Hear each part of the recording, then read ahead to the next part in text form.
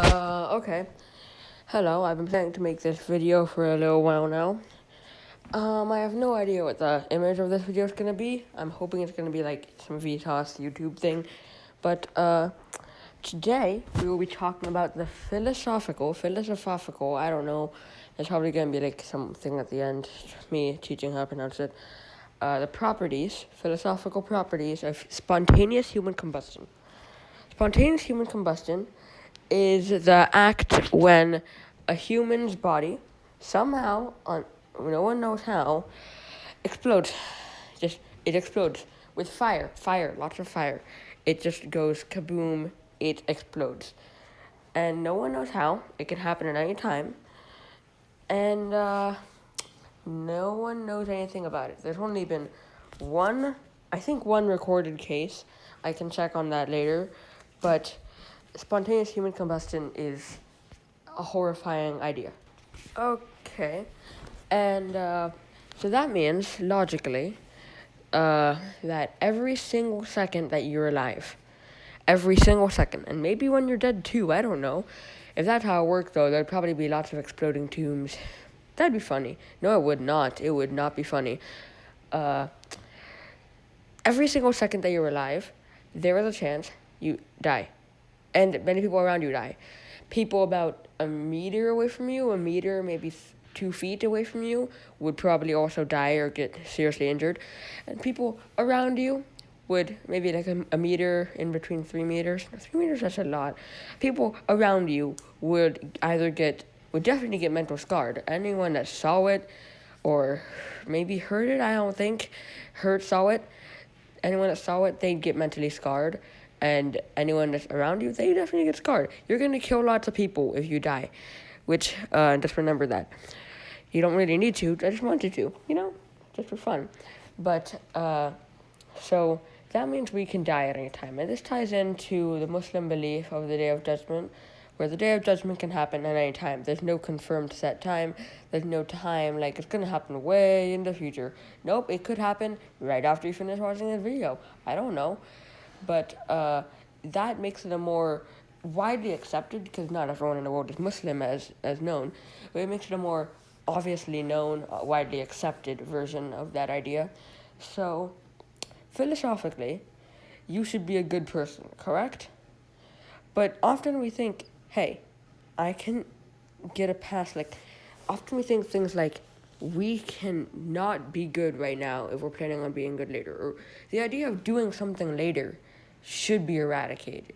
Not eradicated, but limited. Because if you can explode at literally any time, or this is just an example, a philosophical example.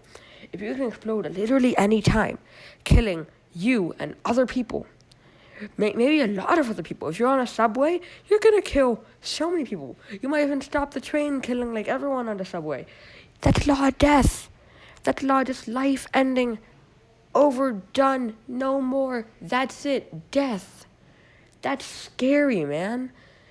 And oftentimes when I'm in an important time, if I'm in a band concert, I'm thinking this would be a horrible time to spontaneously combust. You know another horrible time to spontaneously combust? Now. Because first of all, that'd be ironic, but yeah. But so if we can explode and die at any time, we shouldn't say we're going to do something tomorrow. We shouldn't say it's fine, we can be bad now if we're going to be good later. No, why be bad now and be good later? Be good now, be bad later. Or if you're really that good, be good now, be good later. And then once you're in, I don't know what other happens to you die. If you believe in the afterlife and heaven and hell and all that, then once you're in heaven, be as bad as you want. And I think that's how heaven works, right?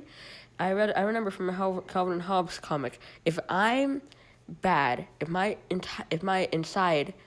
goals are bad, I like being bad, and I am good. My actions are good, and I have the good intentions. I wish I could do bad stuff, but I do good stuff, and eventually, living a good life, I go to heaven. And of course, I'm not directly quoting the comic here. That'd be kind of weird. But if I live a good life and go to heaven, and heaven is a good place, then why would I love heaven? Because I like bad. Then I wouldn't love heaven, correct?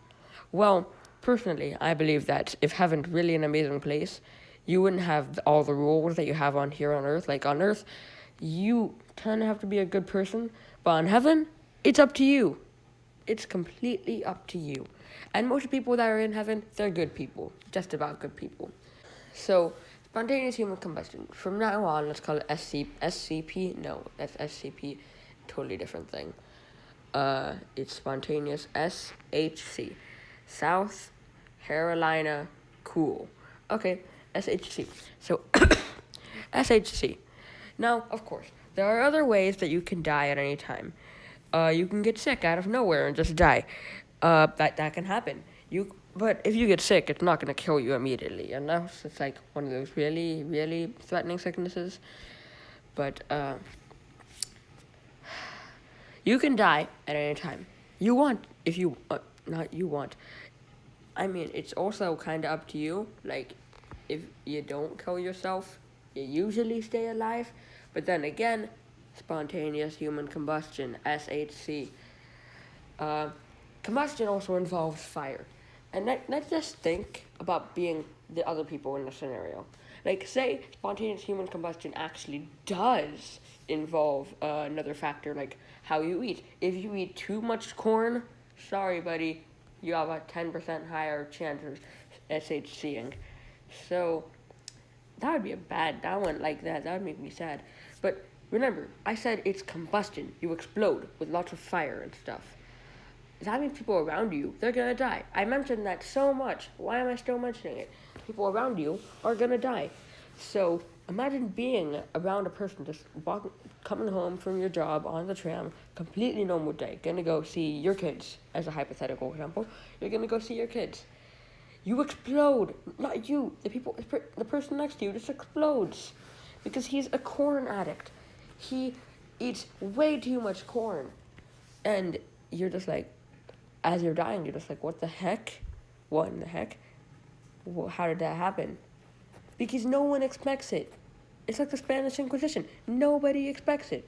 If you're vibing with your friend, you're not expecting your friend to explode. Unless you're weird.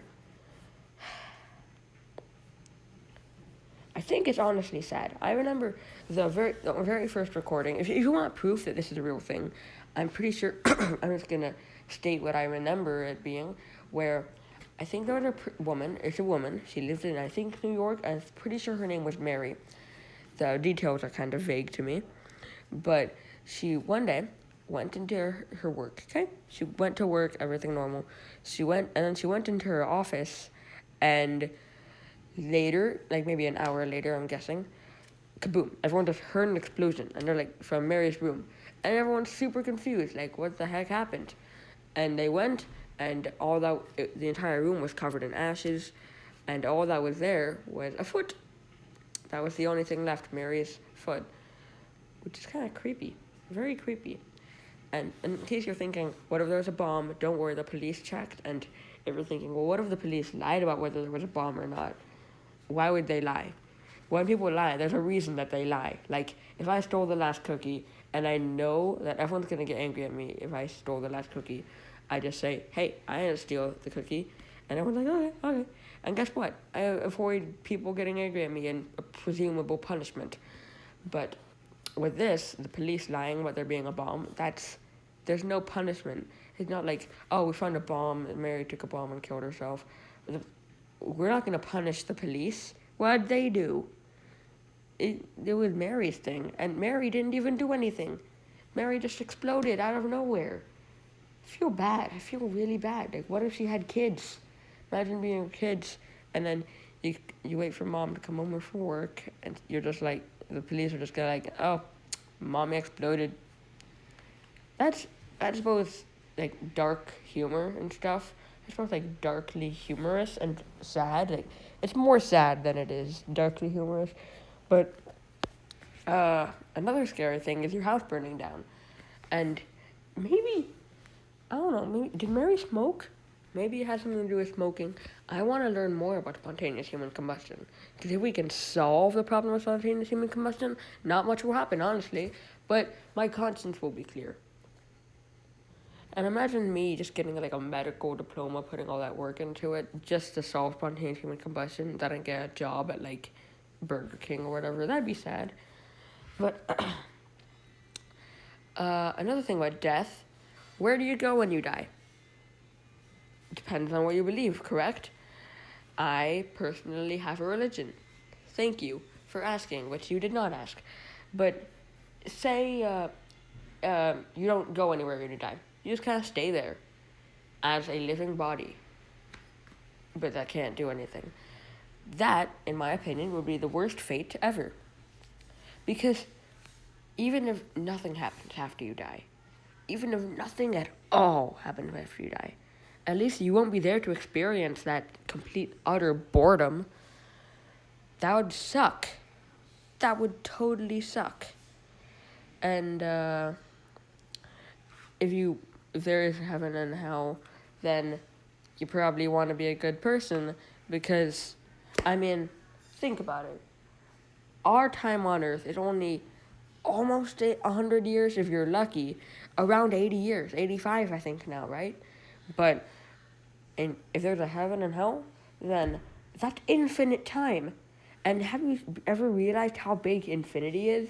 Like, if you're thinking, it's okay, I can be bad now, I don't care about going to hell. Well, guess what? That's infinity. It's not like, oh, it's just going to be an experience and then it's done. It's not going to be done. Unless, of course, it's said in Islam where there are 2 ways, I think, to get out of hell. I don't know anymore. It's if someone from heaven calls you into hell, calls you from hell. That'd be scary. Imagine being in heaven and your bud just like, hey, go to hell. And it's like, ah! Then he pulls you out and like, heh, heh, heh. It's like, oh, I hate you. That's a funny comic idea. But if God allows you, Allah, of course, since we're talking about Islam here, we're just gonna call him Allah right now. If Allah allows you to pull that person from hell, because if you pulled like, I don't know, Stalin from hell, he would not be okay with that. But if God allowed you to pull that person from hell, maybe just for a meeting, you'd be like, okay, cool. And you pull him from hell. Just like, oh, hello there, Max. How are you? And another way is if you believed in God, you don't have to be Muslim. If you just believed in God and you were a bad person, then it works like you go to hell for about, I don't know, a short time, and then you go back to heaven. But the problem with that is it's a short time compared to infinity, and that can be any time at all, because infinity is non-existent. It's the biggest number. It's not a number because it's non-existent. And I mean, just the thought of hell is just the scariest thing to me. And like, imagine having the worst thing you like, the worst thing you hate in your life, there for infinity. Maybe you would learn not to hate it. I think you would have lost your human sense, though, just being a soul. But I also, in Islam, it's believed that there are 7 layers of hell. And I'm wondering what the first layer is like. And the first layer, I'm gonna assume that first is the least bad layer, the best layer. It's not like the best layer of hell. That sounds like a really nice, like either album or book name. That sounds nice. I'm also wondering about the worst layer of heaven. Another good book name. Not as good as the best layer of hell. But oh, hi. But that's an interesting idea to me. So I think that's it. It's still scary. Even heaven is a little bit scary to me. That's infinity. Very scary. If infinity is the only thing that's scary to me, what if I just lost all my other fears? Would hell just be nothing but infinity? That's even scarier. Well, okay, that's that. Goodbye.